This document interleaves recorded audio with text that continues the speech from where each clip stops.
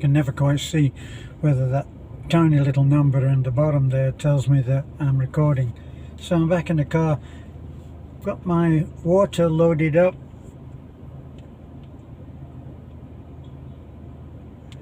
Now I'm on the wrong side of the road trying to get out safely. So while I'm doing that, I'll please that particular sub that I have that always checks whether I've got my safety belt on. So it's on, okay? It's a beautiful day for driving, and I'm on my own, and it gives me a chance to do a little meandering. Well, I never do a little meandering, I always do a lot, as you probably know. So I wanted to deal with a couple of little things that keep cropping up. Somebody from God knows where keeps calling or commenting, saying that people are saying, why don't we help Jessica? And I don't know why they don't go to Jessica's site to find out updates, but I think it's because they want to make a point on my site, or our site as I should say. I'm gonna get gas while I'm gassing.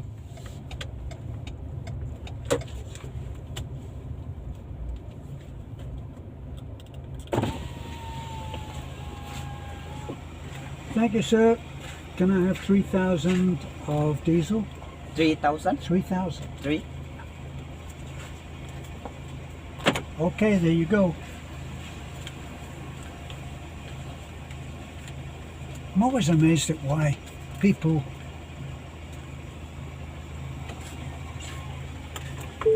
that come to the Philippines and then they complain about it, and they've come from superior first world countries like America and Britain. And there you are, sir. Recibo, please. Recibo? Yes. And they're looking at how backward it is here. So many times I look at comments made by other people on other sites, and they're talking about how it used to be in America. 1950s, 1960s America. You pulled into a gas station and a young man like this would fill your tank, and you never got out of your car. And of course in those days they even lifted the hood, or the bonnet as I call it as a Brit, and they would, thank you sir. And here are these gentlemen who are helping me now. Don't forget to look and subscribe, okay? Where's your wife? She is working. Get the women working is what I say. Yes? So that so I can just drive around. Not really. Well, anyway, you see, so now here we are in the Philippines with very little to complain about, in my view. And this young man comes over and makes conversation with me. How are you? And I don't have to get out of my truck to put the gas in. So I hand the money out the window. He brings me a receipt. I only need to be able to say a recibo, which means receipt. And now he's going to come and tell me that everything's done, or I can just drive away. Thank you, sir. Thank you.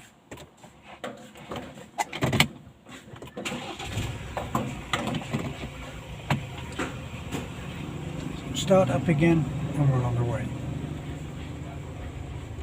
So all that thing of going into that captive place where you will buy a lot of stuff that you don't really need and isn't really good for you, in say America, where they have it down to a fine art, where you go and you pump gas, and then you go in and you get in line and you pay, and while you're in line, you look at the various stalls that you're going through, and you buy stuff that you don't really need. Well, here you don't have that. They haven't quite realised that they're throwing money away by not doing that. Look, we just pulled out, there's another gas station. A gas station is very common here for, it seems, spending a couple of million pesos, get a gas station and employ someone to run it for you. And that's what it is. I remember just a little, and that's what meandering is for, because you can go anywhere you like. I remember when I was working in California, and I'd done some work for a lady, and I was on my way to get paid. Now, in those days when I first got out there, I got out there to California as a single parent, and I had a green card because my eldest son from my first marriage had helped me to get the green card. If you go out there and you go, or in the old days, 28 years ago, because I've been here for 8 years, and if you had a relative, then it was only a matter of course that you would get a green card. So I went out there legally on a tourist visa, and then I went to an attorney who was an immigration attorney, and he then filed all the correct papers so that I was in process and allowed to stay. So I could have stayed anyway 6 months with my multiple entry visa, where you could go for 6 months and then you would have to leave. Well, I didn't leave, and I got my green card, and I was working, doing smaller sort of like contracting work, and I'd done this work for this woman. I was out going to get paid, and I only had a very limited amount of money, so I pulled in to the gas station, and I was going to put, I don't know, gas was cheap then, I was going to put $4 or $5 of, which was what I had of gas in there. So I'd typed in what I was going to pump, and I was getting my gas. Well, I went into the dream state, of course, as you do, doing boring chores. I was pumping gas. Who concentrates on pumping gas other than keeping it safely in the nozzle? So I'm doing that, and while I was doing that, it seemed like it was taking a long time. Well, okay, I can wait. And I hear a lady over in the next sort of line of pumps, and she's saying it's stopped pumping, and can you do something about it? And the voice of the cashier in the office was coming through. Well, I don't know what pump are you on? And there was this whole thing going on. Well, finally I decided it was time. Well, what the heck is happening here? It's not stopped, and I look at the pump in horror.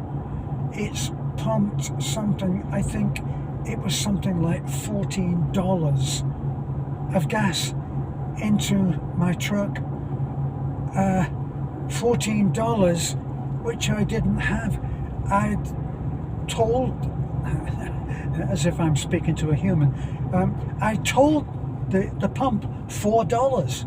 That's what I had in my pocket, because I was on my way to get paid. It didn't listen, and now I've got $14 of gas in my truck, which I can't pay for.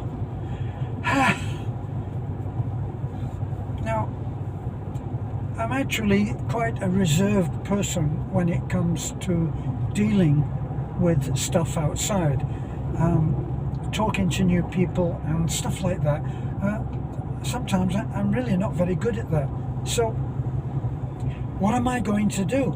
Now I understand why the woman, about 30 or 40 feet away, is complaining because she only got, guess what, $4 of gas, and she wanted 14. What am I going to do? I haven't got the extra $10. So my son is in the car, and I put the nozzle back, I put the gun back into the pump and stole my way into the truck, and I drove away. Now, I'm really not I'm really not a dishonest person. I wouldn't steal, but I had no choice. So here's what I did. We had about 3 or 4 miles to go. Number 4 again, it's a bad number in Chinese speak. I got to the where the lady was going to pay me, and she gave me my wages, my pay. And then it's just like half an hour or 3/4 of an hour on, I rush back to the gas station, and I go in, and there's a Mexican lady is taking the money. So I go in and I try to explain to a lady who is of limited English what has happened. See, so ma'am, I came in, and the pump, it's a different woman. It's not the same woman that had this same mix-up. There's been a change in the cashier, so she doesn't know what I'm talking about, and she can't understand what I'm trying to say. So ma'am, what happened was, I didn't have the money, and I owe you $10. Sir, you were overcharged $10? No, ma'am. I owe you $10, but I couldn't pay it before because, and she cannot understand what I'm babbling about. So finally, she calls her boss, and her boss comes, and he says, "So, sir, he's already ridged up because he thinks that someone is coming with a complaint, and he's going to have to handle it, and it's not going to be nice." So he's tensed up already, ready for a fight. So I said to him, what happened was, and the 10, and then it was 15, but it was the other woman, and I was going to get $4, and she was going to have 14, but she didn't get her 14, and I don't know what happened to her. He said, "Sir, how can we owe you $10? No, sir, you don't owe me $10. I owe you $10. Now, he was Armenian. I know he was Armenian because I worked for a company that was run by Armenians who, in my particular case, were just wonderful people. So he thinks about this.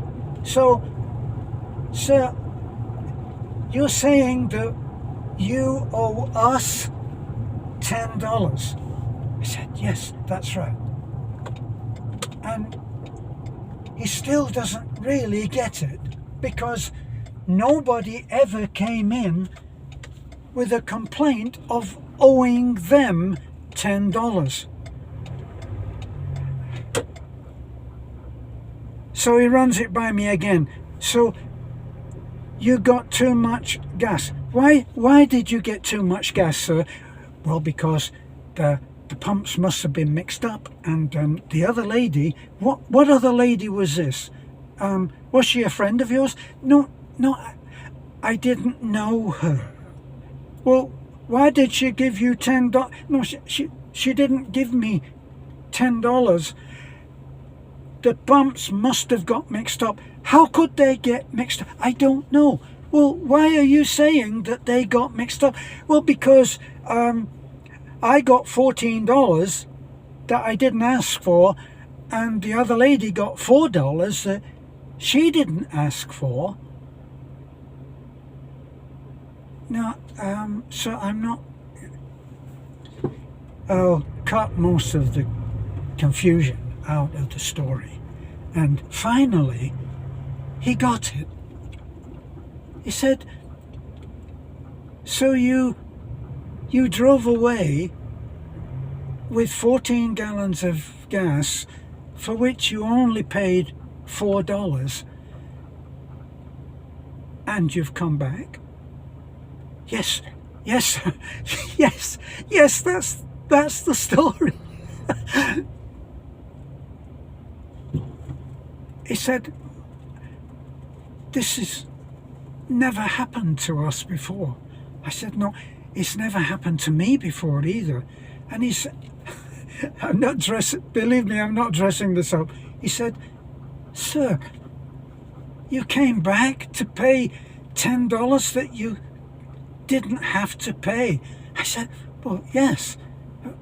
Why? Well, because I owed the $10. It's not, it would have been stealing if I... He said, you are what makes America great. He said, you came back and you didn't have to pay the money, and you paid it. I said, yes, here it is. And of course, we parted the best of friends.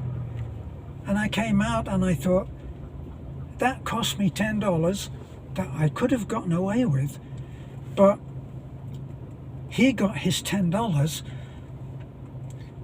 and I'm the best thing that America is great for. I thought that's a good exchange.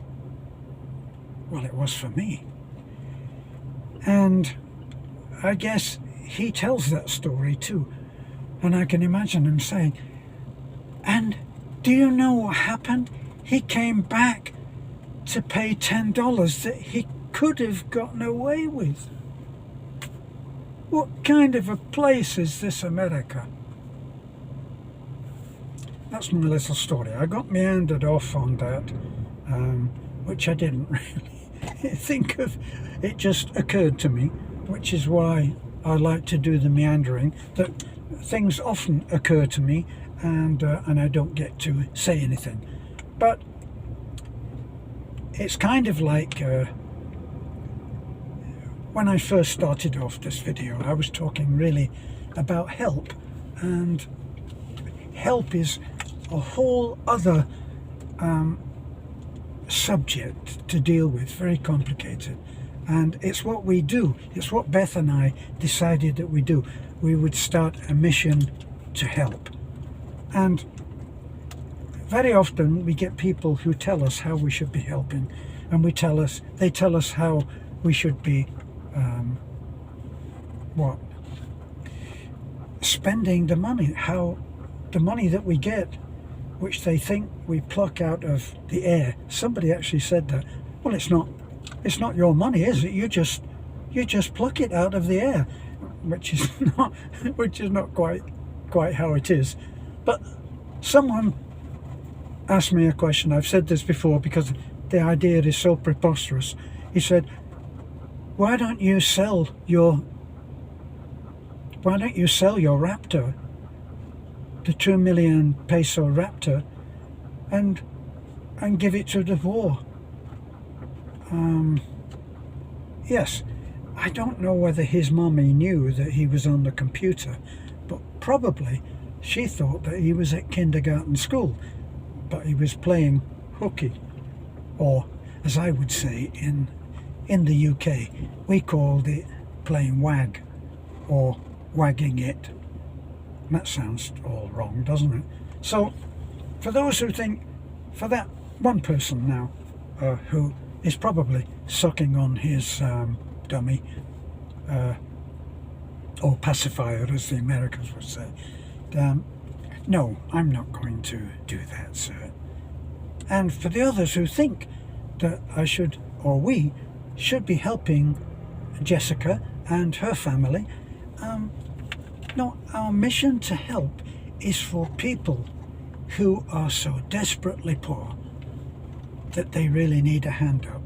Whereas Jessica and her family have just bought a new car and put, as we understand it, quite a sizable down payment on a piece of property.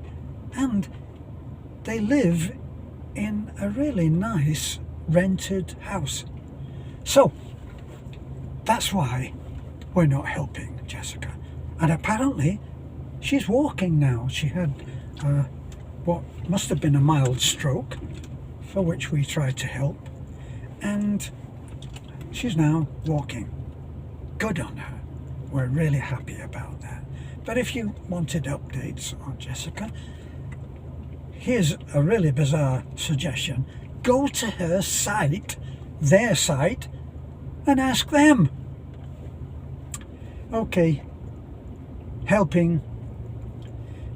Let me tell you something. We were looking, there was a lady we were helping who was crippled, and a lot of people didn't like me saying that she was crippled. She was, and she needed a wheelchair. So we put a little line in Facebook and said, anybody got a wheelchair out there they'd like to sell, we'll come round and buy it.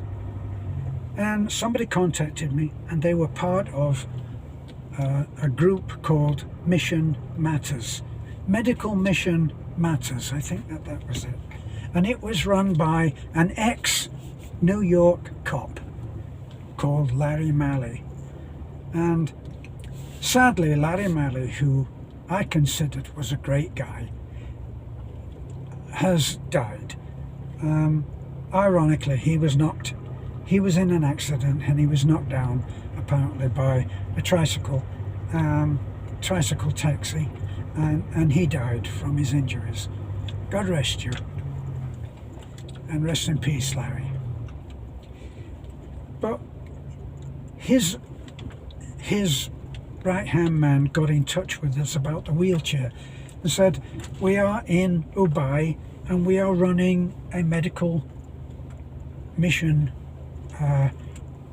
doing corrective surgery on children up to a certain age who have the cleft palate. So that, and in the Philippines, you get awful cases of the cleft palate where the whole of the lip here is just parted, and it's quite an operation to put that back. And Larry Malley started Medical Mission Matters, and he got together a group of surgeons who could easily do this operation under MASH, the TV series MASH. If you remember, they were operating under very primitive conditions and doing incredible surgery on damaged, injured soldiers. That was the concept of the show. And here, these surgeons were all in there, and they were allowed a spare room, not an operating room, a spare room. And the kids came in, and under primitive conditions, they had the lip joined, and it was all for free. And we got to speak to Larry. He gave us a brand new wheelchair and wouldn't take any money for it. We told him what it was for a crippled girl that we were helping, and he would not take any money. And we were actually going to do field work for Larry Malley. But the little thing that I wanted to share with you that he said that he showed me around all of the waiting patients, all on cots that had been set up in hallways. Like I said, it was in MASH conditions, and I noticed that the people loved him, and the mothers were there on the cots with their children, with their terrible disfigurement, which Larry Malley in one day, one weekend, was going to put right for something that they would have had absolutely no hope of ever getting. Sorry, but that's the situation. Under incredible conditions, he was doing this, and he told me quite a few stories. He was, I think, a New York cop for something like, I think, 30 or 33 years. That's the number that sticks in my mind.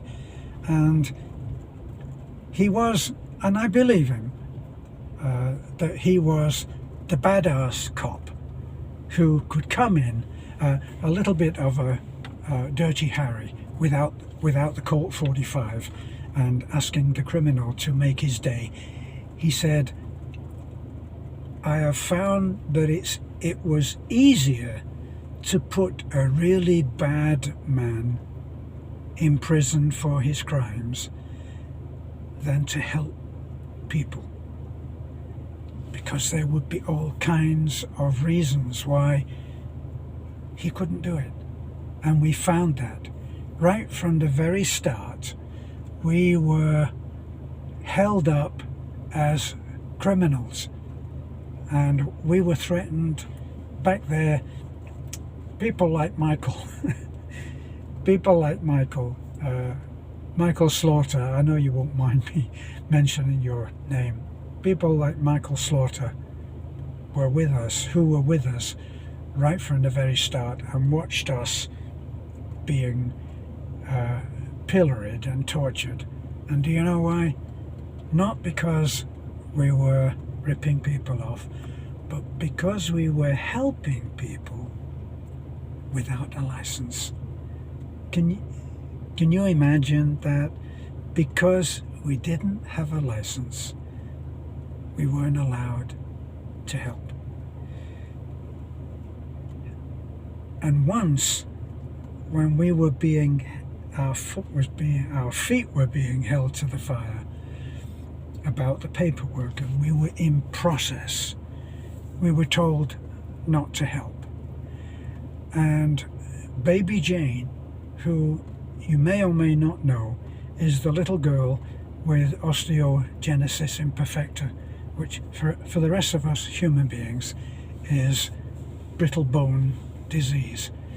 And we had already helped baby Jane twice, took her to hospital twice. Then we heard that she was trying to use a skipping rope at church in the yard, and she fell. And I took her to hospital, but in doing so,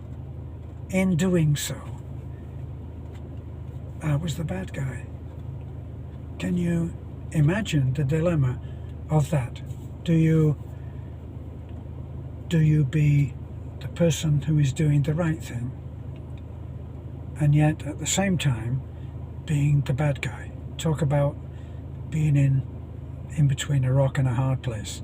Well, anyway, we got the help that baby Jane needed, and thanks to the surgeon who worked very well with us and for not as much money as would normally cost. And he put that little girl back together again. She has since seen another accident, because that's going to be her life, I'm afraid. I'm sad to say. And now she has a very badly broken leg and dislocation of, I'm not a doctor, but I look at that child and she looks like her hip was dislocated. but she's dealt with it, and that was done a year ago, and we were not told, so we were unable to help. As Larry Malley said, he found it easier to put a really bad guy in prison than to help. Okay, I'm on the road for home now, on my dirt track, and I'm sitting in the shade of one of the trees, and I'm going to wind up. Thanks for listening, and bye for now.